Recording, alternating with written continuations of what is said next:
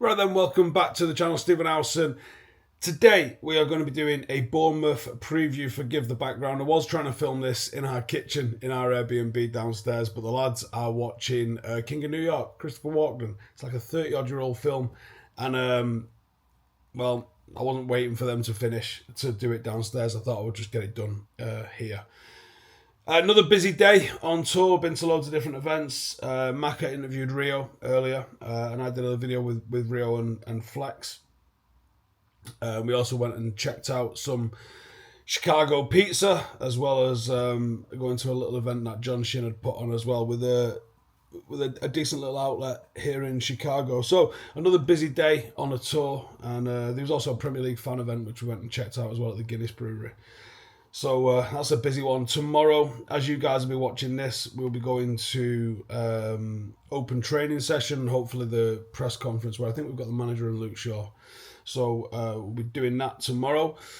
I've got a vlog coming out at some point during the week as soon as it's edited. It's like 300 gig of files that I've had to send over from everything that I've been doing in Alabama, in New York, and then Chicago. So just hang fire, we'll get that out as soon as I can. But that being said, we're going to be playing Bournemouth in our second of the Premier League Summer Series. It's going to be at Soldier Field in Chicago. It's a stadium that I'm looking forward to visiting. It's got quite a lot of military history stuff going on, but it's also in a really nice setting in the park. Actually, saw a different side of Chicago today while I was cutting about the place, where the team hotel is. Really lovely area of Chicago. So hoping to see a little bit more of that with Soldier Field itself. That being said, Bournemouth is a different prospect, I think, to what we saw against West Ham. They could be a real tricky opposition for us, especially if you saw the way they dealt with Everton in the first game. Absolutely battered them.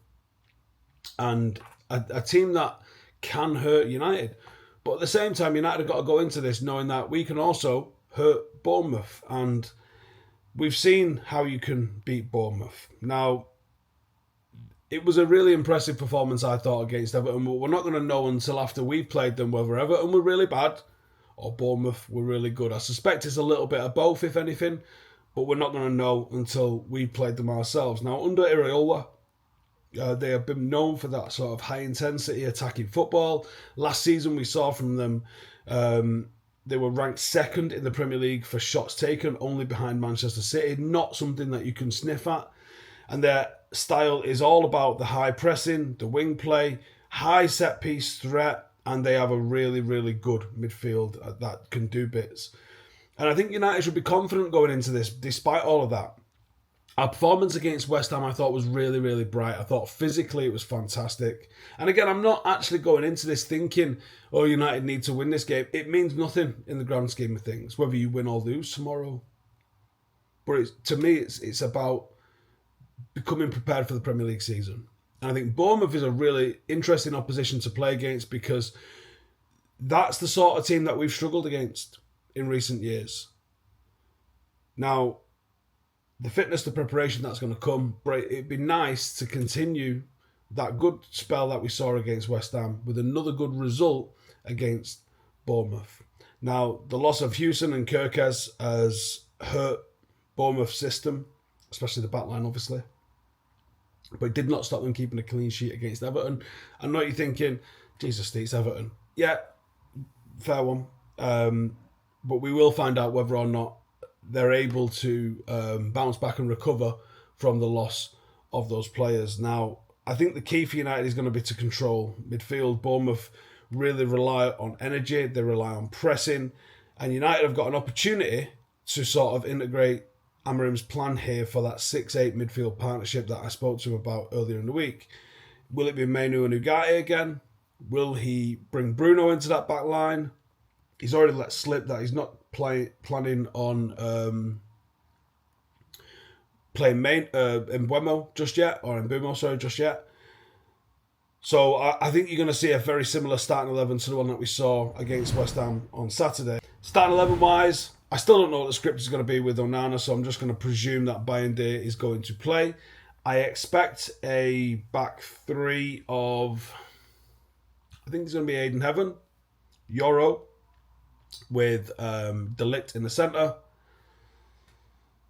I think he's going to go Manu Ugarte with Bruno playing in the right half space 10 alongside Højlund, alongside Cunha, and then our wing backs will be Dango on the left and Ahmad on the right.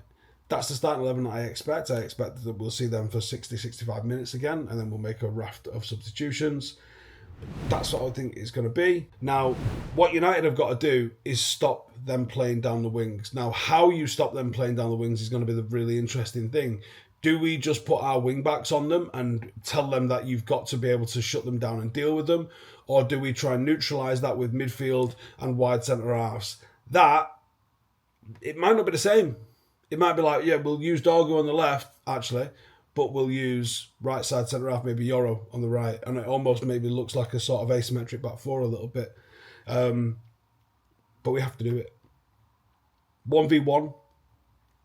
Our duels have to be really good against these wingers because they are very, very good.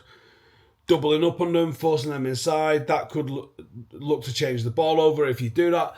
But at the same time, you also have to maintain a bit of a threat. Maybe our best form of defence is offence. Maybe our best option is to stick Dango and to stick Ahmad high and wide and make Bournemouth worry about us and clip the wings of their wingers by pushing those players a little bit higher up and making their wingers ineffective because they're doing too much defending. United took 25 shots back in April 2025 against Bournemouth, which shows that we have got the ability to create chances against Bournemouth when their wing play can be contained. Now, I don't think it'll be an easy game. I think it'll be a tough test. But again, I'm here looking at performance and not result. The result would be a cherry on the top. But for me, it's all about the performance. Match winner for United. And I think Cunha's going to get off the score sheet and score his first Manchester United goal. That's how I think this is going to go. Please let me know in the comments if you agree or if you disagree. And like I said earlier, I've got vlogs and all sorts of stuff coming out from this trip so far. So please hit subscribe, give us your thoughts, and I'll see you in the next one. Laters. Hey, thank you for watching the video. If you are new around these parts, then don't forget to subscribe. My channel is proudly supported by my community on Patreon. If you'd like to get a little bit of extra content, a Discord group, meetups, five-a-side games, weekly podcasts, behind the scenes, and even an occasional bit of transfer news as and when I get it, then for the price of a pint, you can show your appreciation for the content that we make and get some goodies for doing so as well. Check the link in the description or click the button right here. You'll also find all of my socials here too if you want to follow me on any of those platforms. Nice one.